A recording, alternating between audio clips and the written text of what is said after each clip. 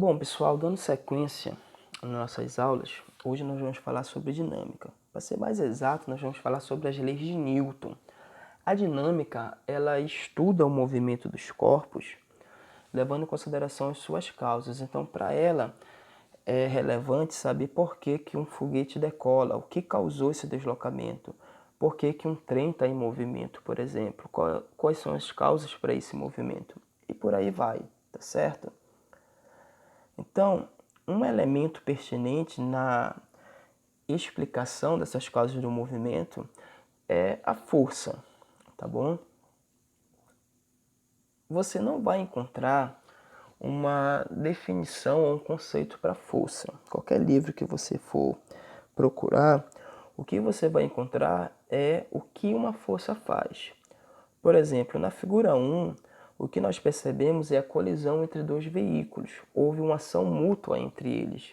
Então, o que fez essa força que um exerce no outro foi uma deformação. Houve a provocação de uma deformação, eles ficaram amassados. Então, eu posso dizer que força é um agente provocador de deformação. Mas não é só isso que ela pode causar, tá? Vamos considerar uma jogada de golfe no momento em que o jogador ele dá uma tacada na bola. A bola estava parada. Após essa tacada, ela vai se deslocar. Então, nesse caso, aí na figura 2, você percebe que uma força ela pode também provocar um deslocamento. E o que dizer de um goleiro ao fazer uma defesa? A figura 3 retrata uma situação como essa. A bola vem com uma determinada velocidade e o goleiro vai fazer uma interferência. Ou ele pode parar essa bola ou ele pode simplesmente desviar. Então a força pode causar esses efeitos. Tudo bem? Bem, e aqui nós vamos começar a falar sobre as leis de Newton, tá? A primeira lei de Newton, ou princípio da inércia, ela fala sobre a tendência que um corpo tem de manter o seu estado, ou de repouso ou de movimento retilíneo uniforme. Primeiramente, vamos ter uma ideia do que seja a inércia. Olhe para a figura 1 e olhe para a figura 2. Ambos retratação de mesas, não é isso?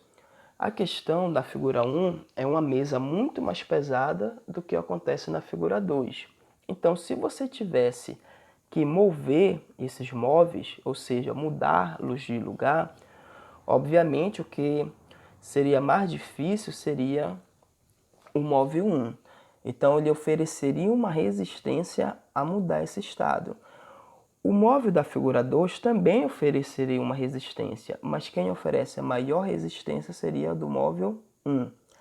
A essa resistência é o que nós chamamos de inércia. Então nós podemos associar a inércia de um corpo à sua massa. Por que que o objeto 1 ofereceu uma maior resistência? Porque ele é mais pesado, ele tem uma maior massa. Então nós podemos fazer essa associação. Considere agora que você tivesse que parar um desses ciclistas. Ambos estão com a mesma velocidade. Então, qual que seria mais difícil de parar? De novo, aquele que tivesse a maior massa. O da figura 1, ele tem uma massa maior. Então, ele vai oferecer uma maior resistência. Ou seja, isso nós chamamos de uma maior inércia. Tudo bem? A primeira lei de Newton, ela fala que um corpo ele só vai alterar o seu estado se uma força externa atuar sobre ele. Esse estado pode ser de repouso ou de movimento retilíneo uniforme. Na figura 1, nós temos uma moeda repousando sobre um lenço de papel, que oferece uma certa rigidez. E esse lenço de papel está sobre um copo vazio. Então, se esse papel, esse lenço de papel, ele for removido bruscamente, a inércia da moeda vai dizer para ela ficar exatamente no mesmo lugar que ela está.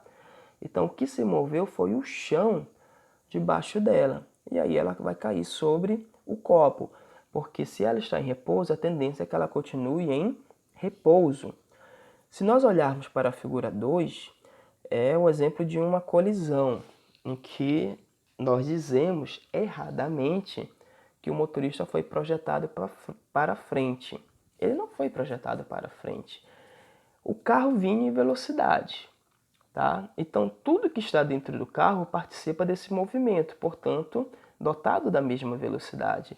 Então, quando o carro colide, o que vai parar bruscamente é o carro. O motorista, ele continua em movimento. Então, por inércia, ele vai continuar o seu movimento e vai encontrar o para-brisa que parou na frente dele, né? Se o carro parou, o para-brisa parou também. E aí ele vai colidir contra o para-brisa. Por isso a importância do cinto de segurança, tá certo? E bem aqui nós temos a segunda lei de Newton, chamada de princípio fundamental da dinâmica, que mostra uma relação entre força, massa e aceleração. Essa lei fala que uma força sobre um corpo vai modificar a sua velocidade. Se o corpo está parado e ele receber um empurrão suficiente, por exemplo, ele vai entrar em movimento. Uma vez em movimento, se ele receber mais um empurrão, ele vai aumentar a sua velocidade. Por outro lado, se ele receber um puxão ou uma força ao contrário ao seu movimento, então ele vai diminuir a sua velocidade. Então aqui nós dizemos que a força ela causa variação na velocidade de um móvel. E você deve lembrar que a medida da variação da velocidade de um móvel é a aceleração. Então nós podemos representar essa segunda lei de Newton e dizer que uma força ela vai produzir aceleração. Vamos considerar aqui uma situação em que não haja atrito e que um mesmo automóvel, ele está sendo empurrado inicialmente por uma pessoa. Então essa pessoa ela produz uma força e essa força resulta em uma aceleração. Agora, se você tiver duas forças mais, você vai ter o dobro de aceleração que você tinha. Sobre o mesmo veículo, se você tiver três forças mais, você terá o triplo da aceleração que você tinha na situação inicial. Tá legal?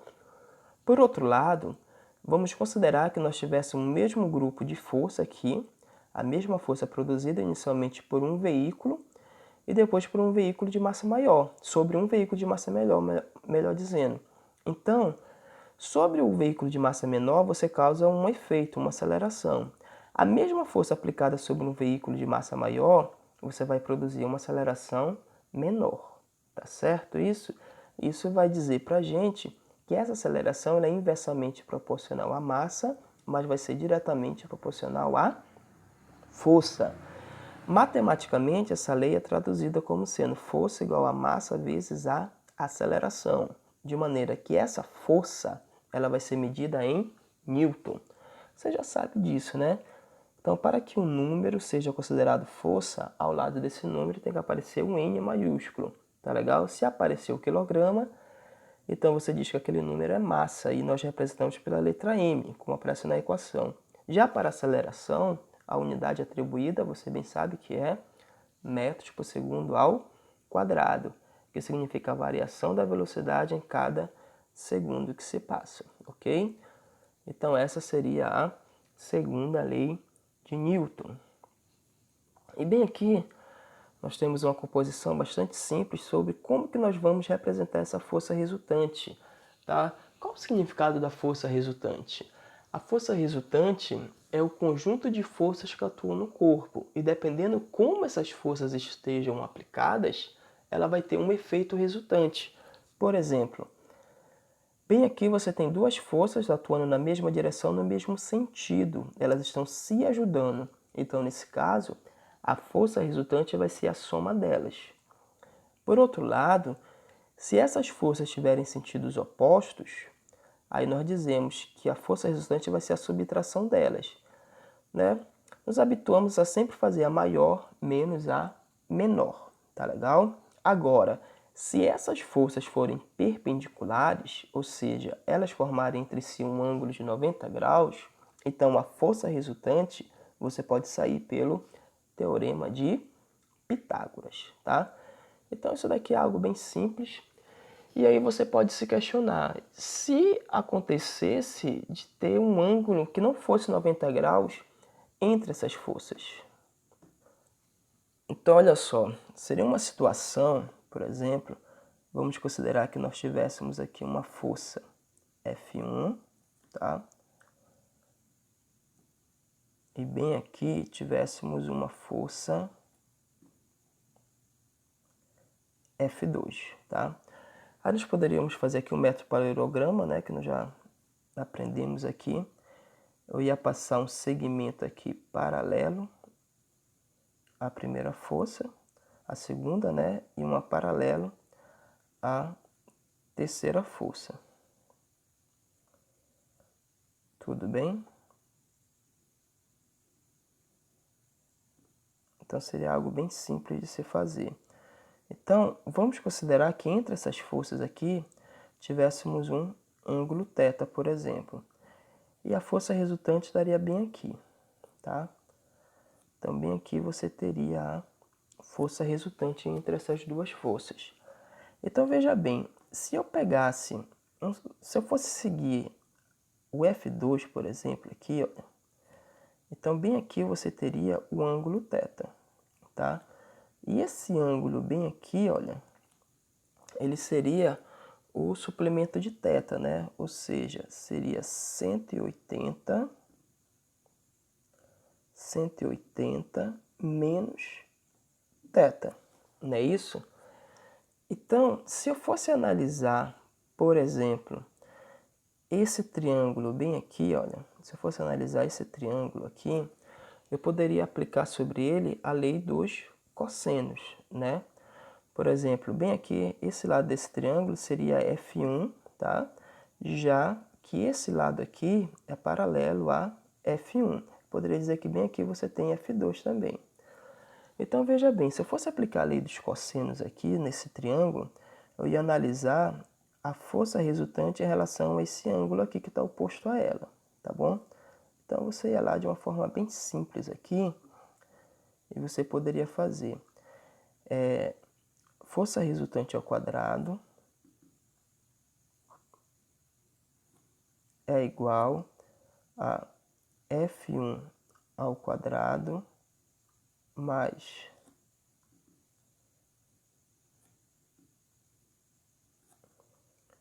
F2 ao quadrado, aí menos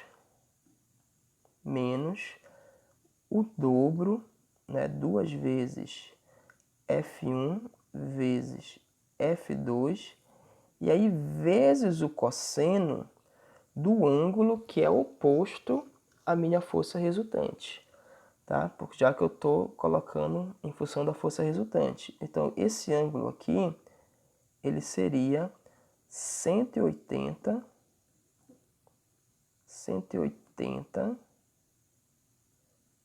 menos θ, tá?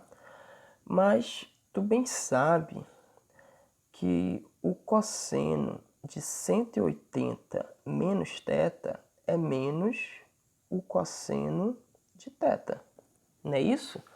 E aí você pode fazer um jogo de sinal aí. Então, quando nós fizermos isso daqui, isso vai resultar. Então, nesse caso, vai ficar força resultante ao quadrado.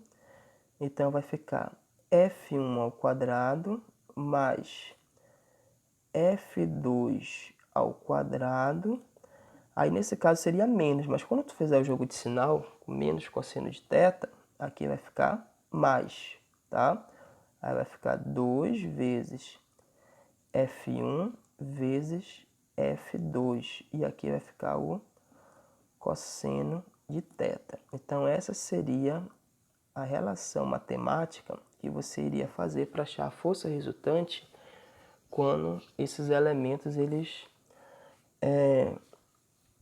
tivessem um ângulo entre eles. Agora, veja bem, olha, eu fiz isso daqui porque eu já vi muita gente confundir. Quando for relacionar isso aqui, coloque o sinal de menos usando esse ângulo aqui. Você pode botar o sinal de menos aqui, não tem problema nenhum, mas aqui ficaria 180 menos o ângulo que aparece. Então, para ficar uma relação direta, nós fazemos isso aqui. Perceba que isso aqui não é a lei dos cossenos, ela é resultado, ou seja, ela é definida, pode ser obtida através das leis dos cossenos. A diferença é esse sinal aqui. Então, não vai te enrolar nisso aí, ok? Olha lá, gente, aqui nós já vamos falar sobre a terceira lei de Newton, ou princípio da ação e reação. Então, essa lei, ela diz pra gente o seguinte: para toda ação há uma reação. Essas forças que formam par ação e reação, elas vão ter o mesmo valor numérico, tá? Elas vão ter a mesma direção, só que elas vão ser de sentidos opostos. E aí nós temos uma aplicação disso daqui, tá? Por exemplo, um foguete que está decolando, no caso da figura 1, tá? O que é que acontece isso? Há uma grande quantidade de gás sendo expulsa do foguete. Então houve uma ação sobre esse gás que o expulsou, tá? E aí o gás que está sendo expulso, ele exerce uma força de reação no foguete e o foguete sobe. Então a ação está no gás e a reação está no foguete. Se você quiser inverter essa ordem, não tem problema nenhum. No caso da figura 2, tá? No caso da figura 2, você tem uma interação entre um jogador de futebol e a bola. Você percebe que pela cara do jogador, ele está sofrendo aí a ação de uma força. E você percebe que a bola, ela sofreu uma deformação, ela mudou a sua forma. Então ela também sofreu uma força. Então eu posso dizer que a bola aplicou uma ação no rosto do jogador e o rosto do jogador aplicou a reação na bola. Foi uma ação mútua entre eles. Perceba que são dois corpos, não é isso? Na figura 3 tem um exemplo de uma colisão, né? Exemplo clássico aí. Os dois carros bateram. Considere que um estava estacionado e o outro veio e colidiu. Então, o que estava em movimento provocou a ação e o que estava parado provocou a reação. Né? Uma prova disso é que os dois foram amassados. Eles sofreram a deformações, tá? Então, olha só, gente. Vamos analisar uma coisa interessante aqui para não haver confusão e tu não esquecer isso daqui. Olha, vamos considerar que bem aqui, se eu tivesse um bloquinho, um bloco qualquer, e bem aqui fosse aplicada uma força sobre ele, vamos supor de 10 newton. E bem aqui temos uma força, vamos supor de 30 newton. Nós vimos isso ainda há pouco, é um sistema de força. Então, nesse caso, se eu fosse determinar a força resultante aqui, tá? Deixa eu fazer isso aqui de uma forma bem direta, tá? Vamos considerar, tá, que aqui também seja 10 newton, tá? Isso aqui também seja 10 newton. Então, nesse caso aqui, eu quero chamar a tua atenção que são forças iguais, ambas têm 10 newton, são forças na mesma direção, ambas estão na horizontal, e são forças que estão em sentidos opostos. Exatamente o que nós falamos sobre o par ação e reação, tá? Que são forças iguais, mesma direção e sentidos opostos. Só que bem aqui, olha, se tu for fazer a força resultante, tu vai ter que fazer 10 menos 10. Essa força resultante aqui seria zero, seria nula. Isso significa que não tem nenhum efeito resultante sobre esse objeto. Então nós estamos dizendo que elas estão se anulando. De fato, isso é verdade, essas forças se anulam. Só que eu posso dizer que ela é um par ação e reação?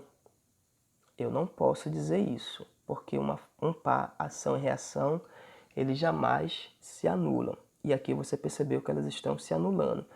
Então, qual seria a diferença dessa figura que aqui está, um bloco recebendo ação de duas forças, por exemplo, para uma das três situações que eu ilustrei anteriormente. Por exemplo, uma situação como essa aqui, que eu dei exemplo para vocês, qualquer uma dessas, representa ação e reação. Logo, eu percebo que eles não estão se anulando, porque se ele estivesse se anulando, esse foguete ele não iria subir. Se ele estivesse se anulando, a bola não iria deformar e o jogador não iria sentir dor. No caso da 3, nenhum dos carros iriam ser amassados. Então, por que ação e reação não se anulam, como aconteceu no caso do bloquinho que eu acabei de colocar para vocês, tá? Então, de uma forma bem simples, a diferença é que ação e reação ocorrem em corpos diferentes. sempre existem dois elementos. Na figura 1, você tem, por exemplo, tá? Na figura 1, você tem o exemplo do foguete e o gás. Um recebe a ação e o outro recebe a reação, tá legal? No caso da figura 2, você tem a bola e o jogador. No caso da figura 3, você tem dois veículos. Então, tente mentalizar isso e não esqueça, tá? Lembre disso. Ação e reação não se anulam porque ocorrem corpos diferentes, ok? Porque vão ocorrer em corpos diferentes e elas sempre vão ser iguais.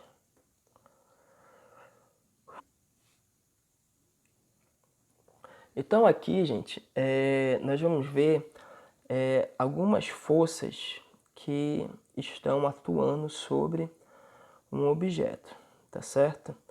Então, alguns casos particulares, são 5 forças, mas aqui nós vamos ver apenas 4, na próxima aula nós vamos ver a quinta, tá? Que será a força de atrito devido à complexidade dela. A gente tem que direcionar uma aula especificamente para falar dela. Então, primeiramente, nós vamos falar aqui da força peso, tá? A força peso, ela é uma força que é o resultado da atração gravitacional sobre os corpos que faz com que eles sejam atraídos para o centro da Terra. Então, é resultado da atração dos qualquer corpo próximo à superfície da Terra que vai ser atraída para o seu centro, tá? E aí nós definimos a força-peso através da segunda lei de Newton. Todo corpo em queda, ele está sujeito à aceleração da gravidade. Então, ele sente a aceleração equivalente à gravidade do local. Então, a massa continua sendo massa, a força resultante é o resultado da atração gravitacional, é o peso. E aqui a massa vai ser a aceleração vai ser a gravidade. No caso da Terra, a gravidade vale 10, tá? Gente, uma coisa bem pertinente aqui, tá? Que não podemos esquecer. A massa de um corpo é algo constante, é a quantidade de matéria de um corpo. Então não interessa o local onde esse corpo esteja, ele sempre vai ter a mesma massa. Agora, o peso dele vai modificar de acordo com a gravidade do local que ele se encontra. Para cada local, por exemplo, cada planeta, você tem uma gravidade diferente. E aí, dependendo do local que se esteja, o peso vai sofrer modificação, porque peso é massa vezes a gravidade, tá certo? Por exemplo, fazer um exemplo aqui, só para a gente ter uma ideia aqui, tá? Vamos considerar que, sei lá, na Terra, tá? Na Terra, você tenha um objeto, por exemplo, você sabe que a gravidade da Terra vale 10, tá? 10 metros por segundo ao quadrado. Então, vamos considerar que na Terra, um objeto, ele tenha um peso, tá? Vamos considerar aqui, tá? Que nós tenhamos um objeto cujo peso ele seja de 200 newton, né? Peso eu vou ter que representar isso aqui em newton. Então isso aqui seria o peso do objeto se ele estiver sobre a superfície da Terra.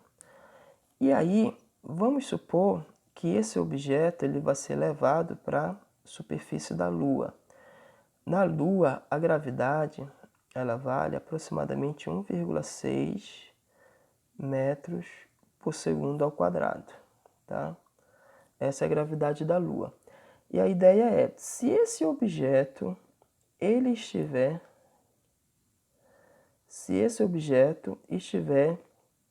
sobre a superfície da Lua, qual vai ser o peso dele, tá?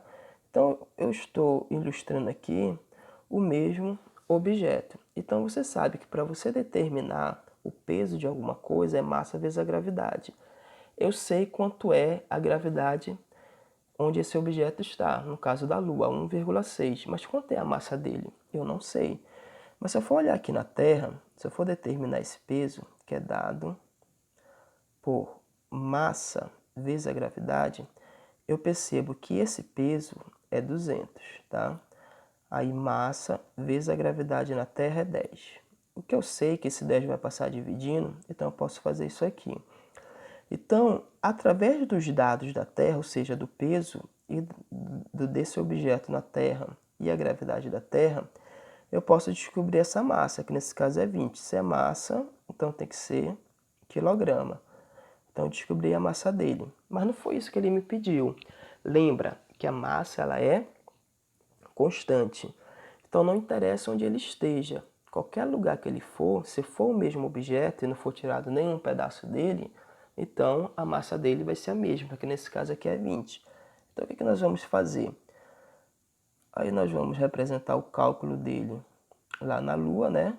Então o peso dele vai ser massa vezes a gravidade, só que nesse caso ele está na superfície da Lua. A massa, não interessa onde ele esteja, nesse caso é 20, e a gravidade aqui vai ser 1,6. Então, se tu fizer esse produto aqui, vai dar 32 newton. Olha só, é a mesma massa, tá?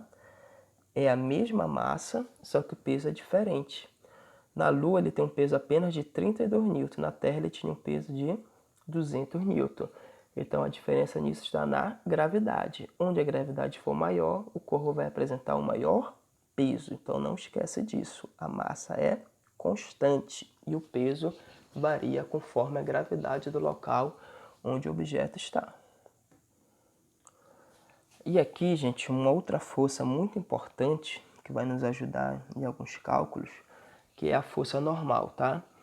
A força normal ela é representada pela letra N e é uma força de contato, tá? Não é uma força de campo, como o caso da força peso, tá? A força peso depende do campo gravitacional, então nós dizemos que é uma força de campo. No caso, a força normal é uma força de contato. Então, essa força, ela sempre forma 90 graus com a superfície de contato. Por exemplo, aqui no caso dessa situação, você tem o objeto pressionando essa superfície através do seu peso. Então, o peso força essa superfície. Então, a superfície reage com uma força normal, tá certo? Então, sobre o objeto, você tem a força da superfície sobre o objeto, que é essa reação normal, e a força-peso produzida pelo campo gravitacional. Tudo bem? No caso dessa figura que aqui está, para esse objeto ele ficar sobre a superfície horizontal, tem que ter alguma força forçando aqui. O peso está para baixo. Então tem um agente externo aqui segurando esse objeto, pressionando-o contra a parede. Então 90 graus da superfície de contato, você tem a força normal, tá? No caso do plano inclinado, você tem o objeto repousando aqui. Então, a força normal que está pressionando, que é o resultado da pressão do corpo contra a superfície do objeto, ela tem que estar inclinada também. Então, a ideia é que essa força normal, ela sempre forma 90 graus com a superfície de contato. Então, isso daqui seria uma das formas de identificar a força normal. Agora, uma curiosidade, que isso já foi questão de prova de vestibular também, é que percebe o seguinte, que uma situação como essa aqui, olha, você tem o peso para baixo é normal para cima. Em caso de um corpo em equilíbrio sobre uma superfície horizontal, nós costumamos atribuir a força normal equivalente ao peso. Forças iguais, tá? Sentidos opostos na mesma direção, ambas estão na vertical. Aí a pergunta é, peso e normal, elas formam par ação-reação, já que elas são opostas e de mesmo valor, no caso de um corpo sobre uma superfície horizontal? A resposta é definitivamente não. Força normal e peso, elas não são par ação-reação. A primeira coisa para tu identificar isso que é um par ação-reação é porque elas estão atuando no mesmo corpo, tá?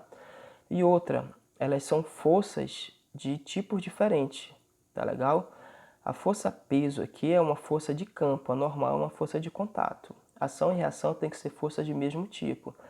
Mas a principal característica aqui é que elas estão atuando no mesmo corpo. A normal está atuando sobre o corpo e a força peso também está atuando sobre o corpo. Lembra, ação e reação tem que ser em corpos diferentes, tá?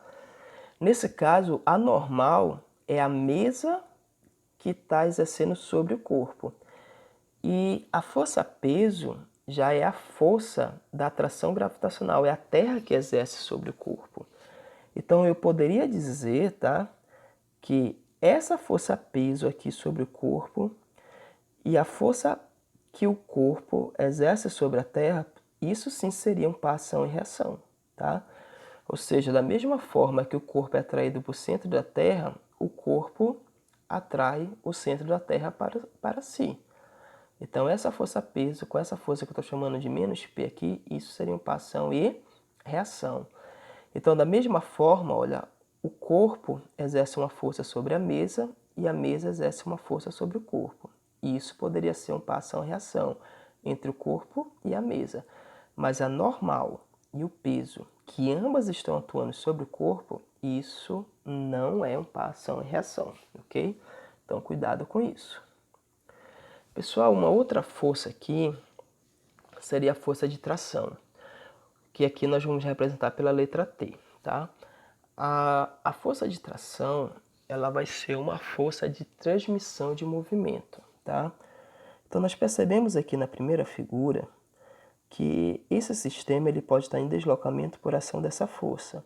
Só que esta força, ela não está atuando diretamente no corpo A, ela está atuando no corpo B. Mas bem aqui existe uma corda que liga esses dois objetos, então essa força vai ser transmitida ao segundo objeto através desta corda. E isso nós chamamos de força de tração, tá legal? Então na hora que nós formos examinar essa força, talvez para calcular o seu valor, nós temos que trabalhar isso isoladamente. Ou você vai trabalhar o corpo A isoladamente, ou o corpo B isoladamente, tá?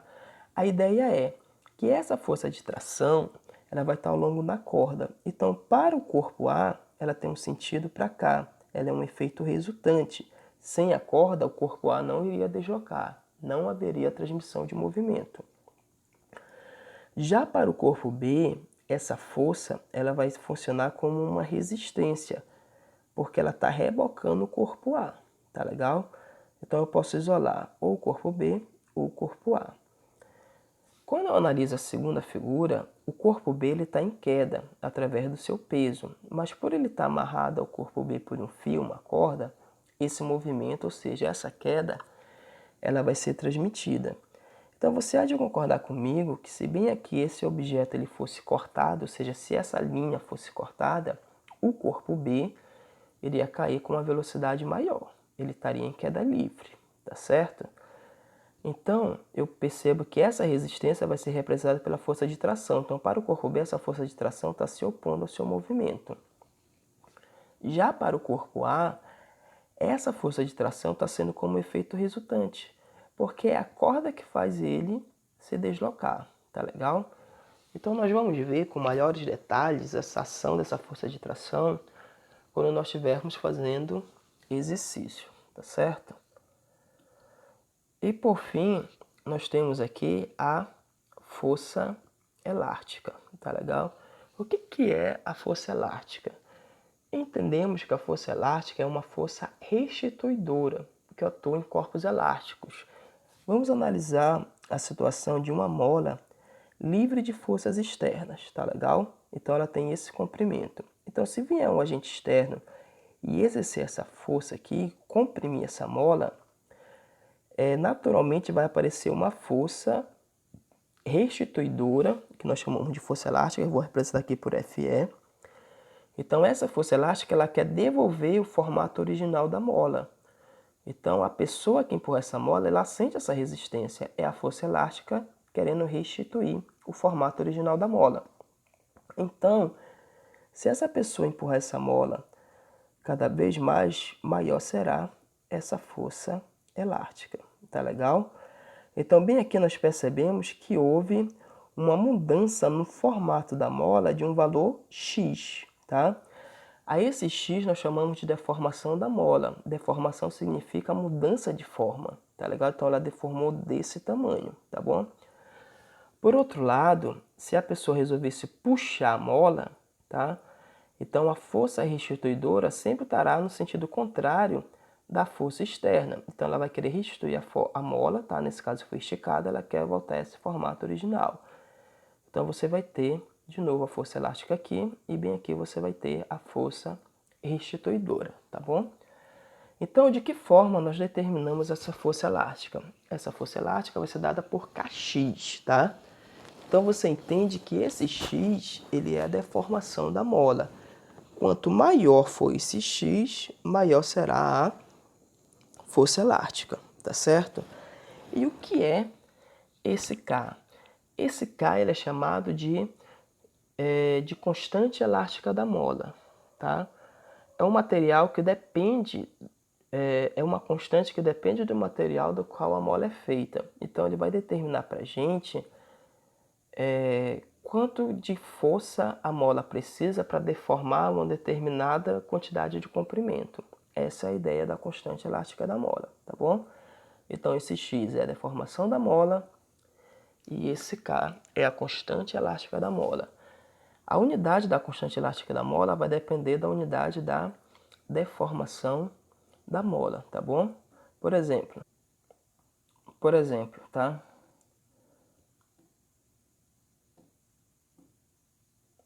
Por exemplo, bora considerar que nós tivéssemos uma mola aqui, tá? E essa mola, vamos supor que ela tivesse 20 centímetros, tá bom? Aí vem alguém e puxa essa mola aqui, tá? Puxa essa mola e essa mola passa a ter 25 centímetros, tá bom? Então, vamos considerar que essa força que fez essa deformação, vamos considerar que ela seja de, sei lá, de 200 newton, tá? Ela seja de 200 newton. Então, eu percebo aqui que da forma original, tá? Para essa nova forma, o que aconteceu aqui? Houve uma deformação aqui. Então, essa deformação foi de 5 centímetros. E isso vai ser o meu x, tá? Então, o meu x vai ser de 5 centímetros. Então, eu posso muito bem determinar o valor dessa constante elástica, tá? Posso muito bem fazer isso. De que forma eu vou fazer isso? Primeiro, perceba que a força elástica ela vai aparecer aqui, tá? Como um elemento restituidor. Mas essa força elástica ela vai ser equivalente à força que a deformou, que nesse caso aí foi 200 newton. Então, posso dizer que se você deformou essa mola com 200 newton, você armazenou na mola uma força de 200 newton, que no momento que esse 200 newton externo cessar, a força restituidora vai retornar à sua forma original exatamente com esses 200 newton. Então, se você for fazer o cálculo aqui, tá? Força elástica é igual a K vezes X. Então, você vai dizer, aqui você vai ter 200, tá? E aqui você vai ter o valor do K.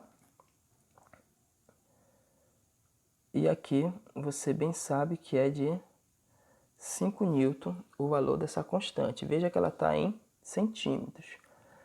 Bem, esse 5 ele vai passar dividindo e aí você descobre o valor da constante elástica, né? Isso vai dar 40. Bem, nesse caso a força que você achou que está em newton e a deformação que você trabalhou está em centímetros. Então, o que nós entendemos aqui? Que para que essa mola deforme, seja para mais ou seja para menos de 1 centímetro, será necessário uma força de 40 newton sobre ela. Então, a unidade dessa constante elástica vai depender da unidade da deformação e da força, ok? Bom, pessoal, essa seria a ideia de nós trabalharmos esse tópico aqui. Então, na próxima aula, nós vamos tratar de alguns exercícios referentes a esses tópicos e falar da força de atrito, tá legal? Que seria a quinta força, ok? Então, um forte abraço a todos e um bom estudos. Tchau!